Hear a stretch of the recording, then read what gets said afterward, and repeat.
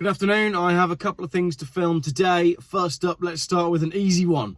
Jeremy Clarkson addresses a possible Top Gear return as he launches a blistering attack on the BBC. This is an article from about an hour ago. Will Jeremy Clarkson be going back to BBC Top Gear? No. Jeremy Clarkson has insisted he wouldn't return to BBC's Top Gear if he was asked, after he was sacked in 2015 for punching a producer. Well, we all know about that. Everybody heard about that. And then he went to the Grand Tour, and they made some of the best telly ever while they were with Amazon. Despite previously claiming his firing was his own silly fault, he revealed he wouldn't be tempted back to the corporation, as he doesn't think the show he loves would be made in the same way.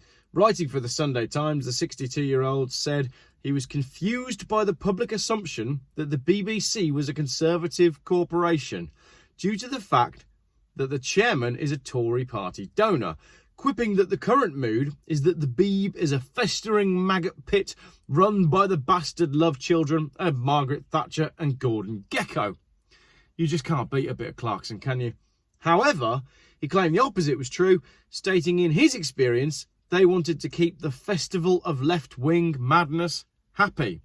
So continuing on the theme of how far is Jeremy Clarkson going to take his anti-left sentiment in the stuff he says, I've already touched a little bit on farming, the fact that he is starting to talk about the bad things that are going on in farming, and he's hinting at it again here in this article.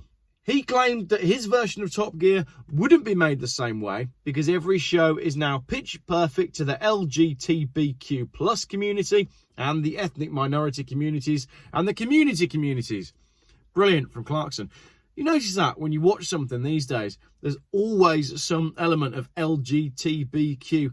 Like, that's not real life. So now we've reached a sort of weird position where the LGTBQ and minority communities are now overrepresented in the stuff that we're watching to the point that they are now majorities, which would mean to watch any modern sitcom or drama series, you would think that there's a lot more gays, lesbians, transsexual minority people than there actually are.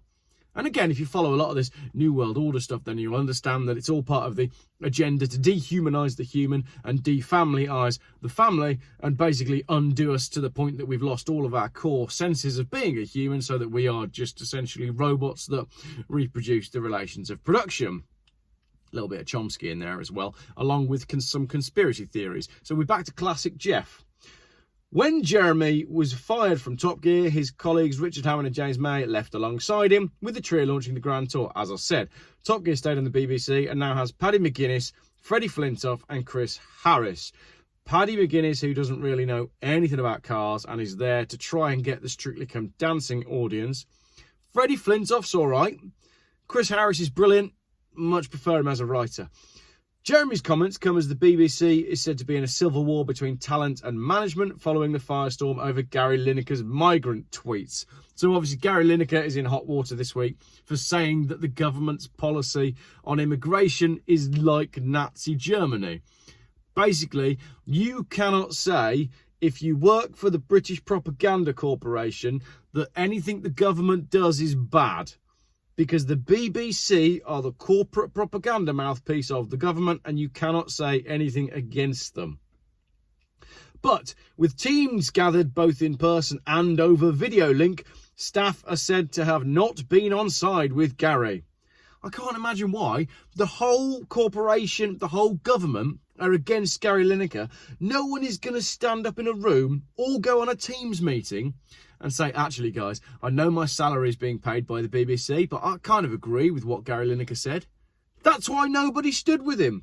An insider told The Telegraph that numerous people had spoke out against the presenter in the meeting.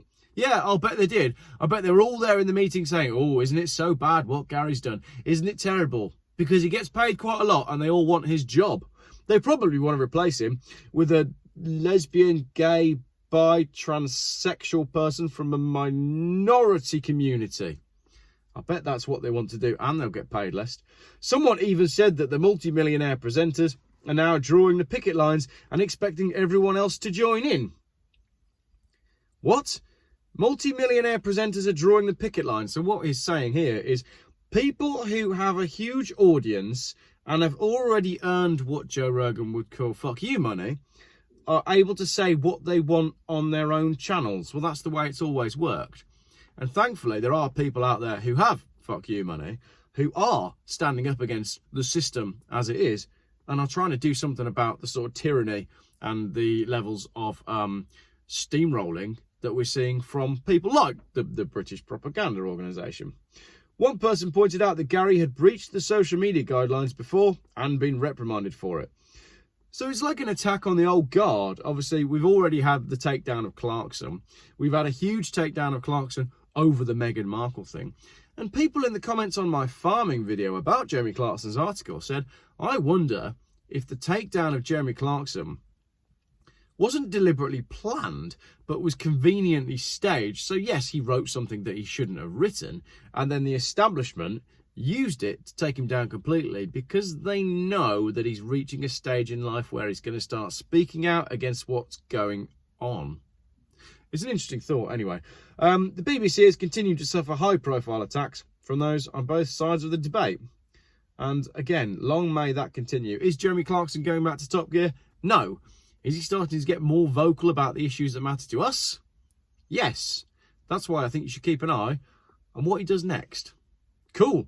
Nice, easy little video, that. What do you think about the new Top Gear? I've never been able to watch it. I cannot stand watching Paddy McGuinness sitting in a car, especially when they're on like one of the Top Gear challenges, and they do that thing where the three of them are driving. And in the old days, they'd cut away and Hammond would say something amazing about his car and he'd put it in the context of cars in general. And Clarkson would say something funny, but then he'd say something that was really poignant about the car that he was driving. And then James May would say, no, they're both wrong. And he'd give us a fantastic reason as to why they're both wrong. And on New to Top Gear, they cut to Paddy McGuinness and he's got nothing to say about cars. So yeah, it's not for me. I like the cars. I like the challenges that they do. I just can't stand watching the people. Chris Harris, he's a car guy. He's brilliant, but he's just sucking on the corporate tit, isn't he? And when you watch them and they're presenting Top Gear and they're all socially distanced, a certain distance away from each other, even though COVID is now long gone, I just think, like, you can't stomach that. It's very difficult to watch. That's my opinion anyway, and YouTube's a great platform for voicing your own opinion, as is social media, but apparently Gary Linekar has just found out you're not allowed to do that. Let me know your thoughts. Nice easy video, that one. Quick one for today. I've got some meaty stuff to get into as well. I'm starting today with some easier content because I've started researching something that's a bit more of the more controversial Geoff stuff. And gosh, it got bleak really, really quickly. So I thought, right, we'll start with some of this stuff instead. We'll get into that later in the week. Probably next week, though, because I've got to get one car ready for a show. I might have to go buy a car on Thursday night. There's a lot going on. Cool.